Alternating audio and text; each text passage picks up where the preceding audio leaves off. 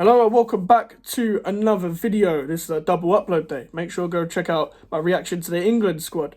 But today, also, we are doing the West Ham United player ratings. There's end of season player ratings. Make sure to like the video, make sure to subscribe. We're this close to 300 and we're on the road to 500 subscribers. We're trying to hit that before the end of the year. So if you can help me, please. Now let's get straight into it. Obviously players out on loan that are not at the club don't count. But yeah, let's get into this, man. Lucas Fabianski. I think I'll give him a 7. Hasn't done much wrong, but he's been a good backup goalkeeper. It's very hard to judge a keeper that's only played in cup games and European games, but the game that stands out is the Bayer Leverkusen away. We lost 2-0 and it could have been 3 or 4. But that was luckily due to Fabianski saving us. Alphonse Areola gets a 9. I'll say gets a 9 from me. Missing out on a 10. They're still targeted in back post. Like the Man City game, that's happened a couple of times where he's been targeted back post a bit. Only thing I will say is that he likes to punch the ball more than catch it, because he can catch a ball better than not better than Fabianski, but just as good. But he decides to punch it a lot. So that's the only thing that's missing from me that would give him a 10 out of 10 season. He's my hammer of the year. Joseph Ananga. I'm not going to give Joseph Ananga a score. Ben Johnson. Been good since in terms of making an impact, in terms of putting a bit of pace into the side, I guess. Well, I say pace, I mean, it's not really pace. It's just faster than Sufal. It doesn't mean he's fast. Well, he doesn't play much. I can't give him, like, a mad rating, but a 6 out of 10. There's nothing really...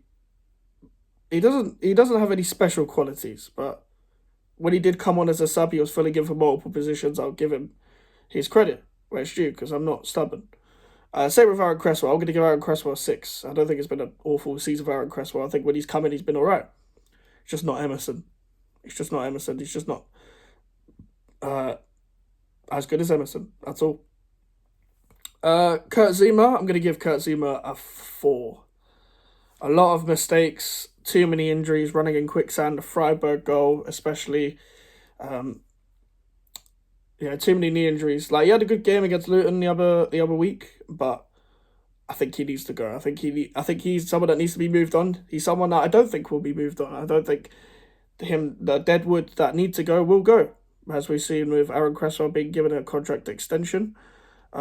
Obviously, thank God Johnson's going. I know a lot of people are going to be upset at me saying that, but we could do better at right back. I think Sufal should go as well, but we're not going to buy 2 right backs. Kurt Zuma needs to go. I don't think he's a terrible captain. I think he's very vocal on the pitch, but it's just, as a centre back, he's completely fallen off, and he let his aesthetics come true, because he always looked like he was running in quicksand anyway, but he would actually recover it a bit on the ball. It didn't look good, but he would actually be better on the ball than it looked. But I would say he's fallen off completely. Too many injuries. Vladimir Sufal, I'm going to give Vladimir Sufal a 6 as well. He pisses me off.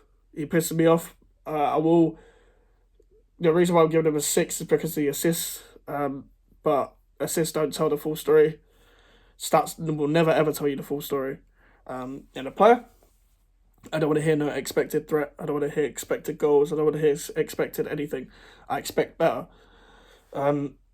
And I think Sufal kicks the ball away too much, sends it long too much, can't control the ball, doesn't have a left foot, gets pressed too much, gives away the ball too much, like his mate Thomas Soucek, who we'll get onto.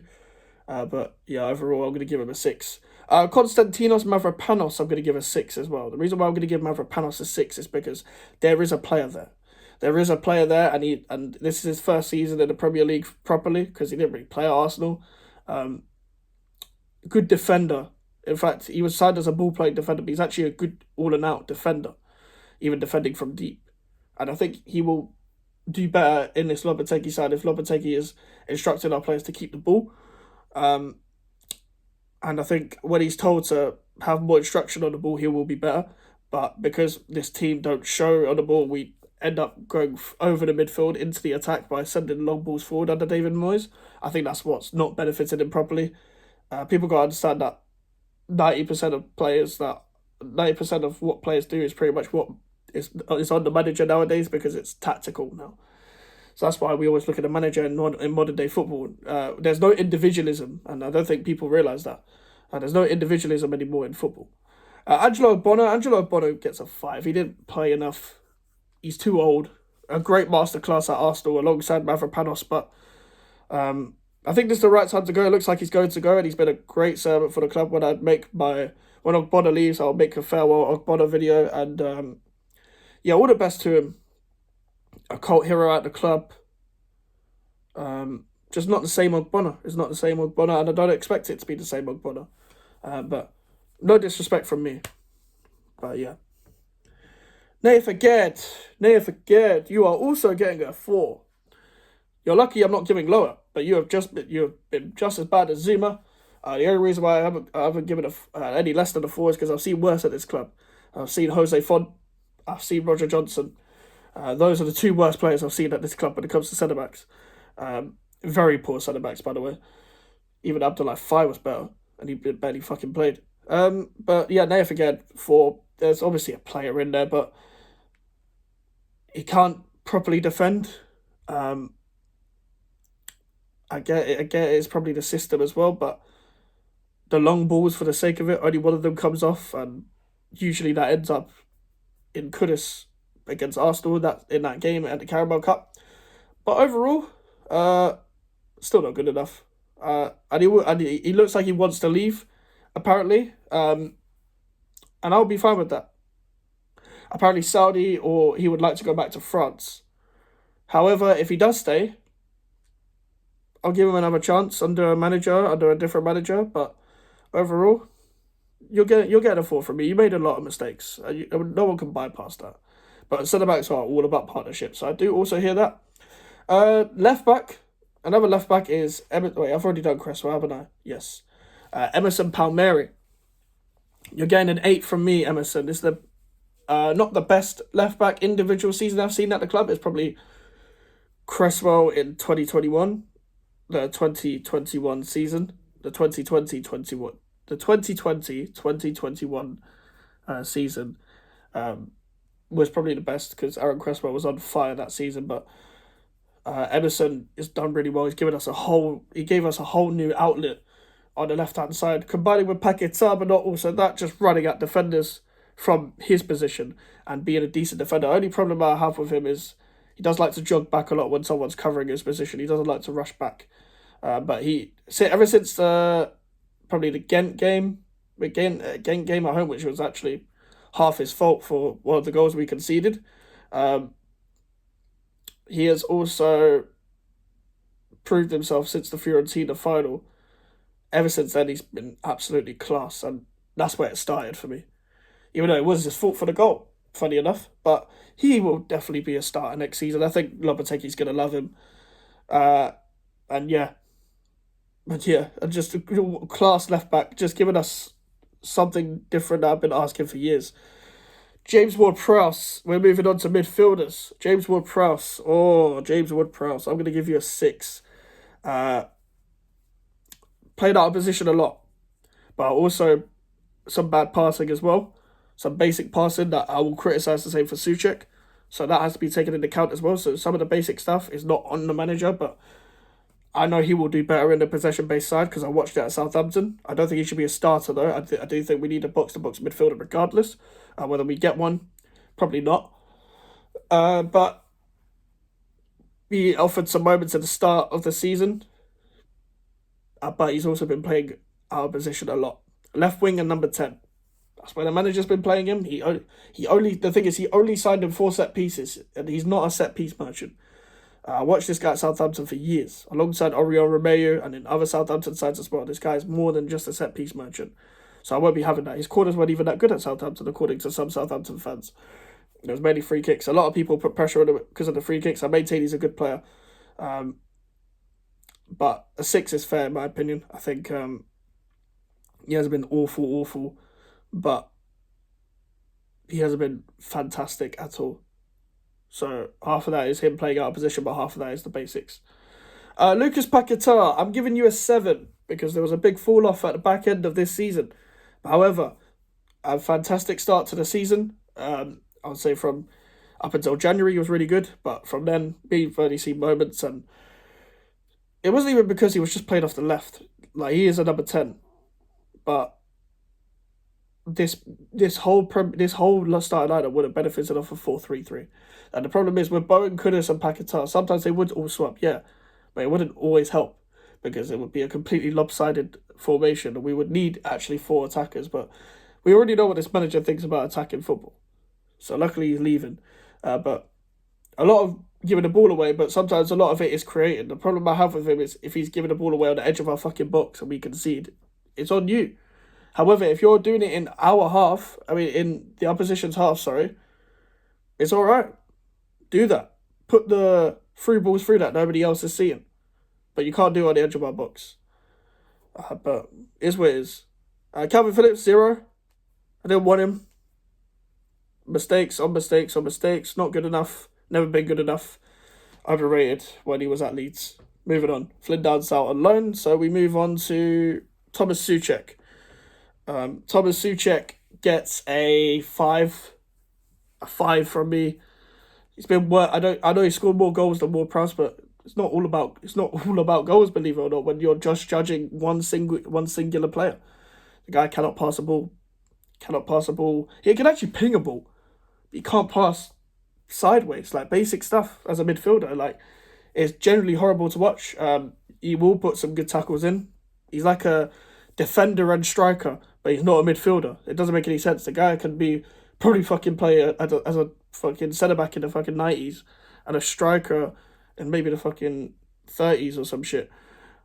The guy is so old fashioned, it's unbelievable, and I can't believe that he got as many starts as he did. But the manager had favourites, and he was one of them, unfortunately. And it's not a pleasure to watch him. I get he loves the club and stuff, but loving the club does not earn you a place at all. It shouldn't earn you a place in football, but people are sentimental, so whatever. Edson Alvarez gets a 7. From me, he will have to work on still probably on the pace of the Premier League and a new style of football next season. He will be crucial to next season. I'd argue him as captain for next season. I think in a pinnacle midfield, I think he could be just as good as maybe not Declan Rice as a whole, because Declan Rice is better, but in terms of passing in between the lines, he's better than Declan Rice at that. And we'll see that under a new manager, because we'll want to play football. He'll want to show for the ball. He'll want to pass in between the lines. And other players will show for him. And he'll benefit off that as well. Some great tackles. And he'll need to control his aggression a lot more. I don't think that's ever going to be out of his game, unfortunately. That's why we need another DM, such as a Flynn Downs, who's just as aggressive as him. But it is what it is. And I think Edson Alvarez will be a good player. And I think he's had a good season overall. I think without him, we've crumbled. Moving on to attackers, Maxwell Cornet. I'm not going to give you a rating because you deserve more. You deserve more. You deserve better. And hopefully you stay at this club. Hopefully, if you stay at this club, you'll realise that we have a plan for you, my friend. Lopetegui has a plan. I don't want this Lopetegui at the club, and everyone knows that, but Lopetegui's here now, so he'll have a plan for you. I promise. So I'm not giving him a rating. He barely played. Mohamed Kudus, I'll give an 8. Mohamed Kudus gets an 8 from me. Better than Paquetá this season. Tries to take on. They're not just tripling up on Kudus. They're quadrupling up on Kudus. He tries to take everyone on. I don't know how he keeps the ball the way he does. Everything he's been taught at Ajax to keep the ball and to win the ball back, he's shown at West Ham. And on the attacking side, he should be targeting at least 10 goals, 10 assists next season if we're talking goals and assists, because he's that good. He's a creator. He's a runner. He works hard. He's technically gifted. Applies himself. What more can you want from him? He can use both feet. Can take long shots. Overhead kicks. I'm so happy that he's at our club. I'm so grateful that someone of his quality is at our club. I don't think Paquetá will stay. So Kudus should be the number 10 next season. And yeah. Moving on to more attackers. Divine Mubama's not getting a rating, neither is Saïd Benrahma because he's been out on loan for the second half of the season. But that leaves us the last 3 players. Jared Bowen gets a 9 from me. probably the only reason why he doesn't get a 10 is because of injuries. And that's not necessarily his fault, but he was very unlucky to not get 20 goals in the Premier. I don't think he made 20 goals in the Premier League, but hopefully with him being fully fit next season, hopefully, if he doesn't get overplayed, us having 1 game a week, he will get 20 goals. Again, another man who I'm grateful to have in this club, and the improvement that we've seen over the years has been amazing. Off the right-hand side, though, not as a striker, because even when he was playing as a striker, he got goals from drifting off the right. And the only time I really would say that he could play as a striker is when the other team that we played is really open. Like when we played against Tottenham and Arsenal, when the defence was completely open, he was dragging out defenders out wide. And then if you drag a natural winger who's playing a striker out wide, they're going to get you 1v1. And that's what he was doing. The big game player knows what it means, but also is not just a knows what it means merchant. He applies himself as well, and also technically gifted. Not as technically gifted as Mohamed Kudus, because Kudus is a better player. But he's also a goal scorer. He's a goal scoring winger, and he's become a goal scoring winger. Danny Ings, my friend, I'm not going to give you a rating because you also deserve better.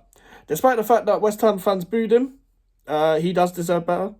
He got booed at Everton at home, I remember the game. But you deserve better, my friend. You deserve better. You need to leave this summer, but again, you're another player that was completely misprofiled and by the manager, and another striker that is been grim reaped by the manager because he doesn't know how to use any other striker apart from Mikel Antonio, who we'll move on to next. Mikel Antonio gets a 7. He didn't play enough throughout the season. He had a big injury, unfortunately, that he got in Jamaica. But what happened was when he came back, he gave us an outlet. He can't do it on his own. He doesn't get enough service. And I'm grateful forever for the fact that he's at our club, because the guy sometimes just does it on his own. He bullies defenders. No one wants it with him. His finishing could be fucking tragic at times, but sometimes he can score an amazing goal. And overall, a legend at this club. Like, what more can you say about Mikel Antonio? And I hope you stay. I hope you retire here. Hope you stay. Hope you get your testimonial because you deserve it. That will be it. The manager gets a 0. And yeah, make sure to like the video, guys. Make sure to subscribe if you are new. The road to 500 subscribers is on, but we're this close to 300. So please, we're trying to get 500 before the end of the year. So please get me there as soon as possible. Social media is up in the description if you want to follow me. And an email for any inquiries. I'll see you guys later. Goodbye.